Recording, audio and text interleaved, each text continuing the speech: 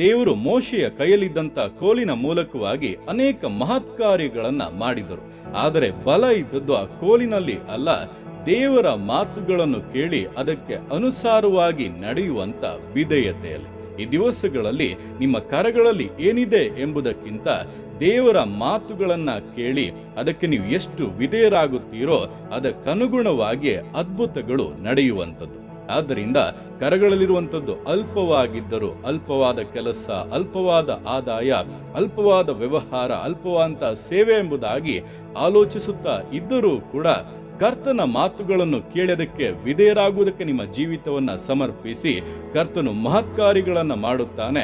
ನಿಮ್ಮ ಜೀವಿತಗಳು ವಿಶೇಷವಾಗಿ ಆಶೀರ್ವದಿಸಲ್ಪಡುತ್ತವೆ. ನಿಮ್ಮ ಜೀವಿತದಲ್ಲಿ ಮಾಡಿದಂಥ ಸಕಲ ವಾಗ್ದಾನಗಳು ಕೂಡ ವಿಶೇಷ ರೀತಿಗಳಲ್ಲಿ ನೆರವೇರುವುದನ್ನು ನೀವೇ ಅನುಭವಿಸುತ್ತೀರಾ. ಅನೇಕರ ಮುಂದೆ ಸಾಕ್ಷಿಗಳಾಗಿ ಪ್ರಕಾಶಿಸುತ್ತೀರಾ.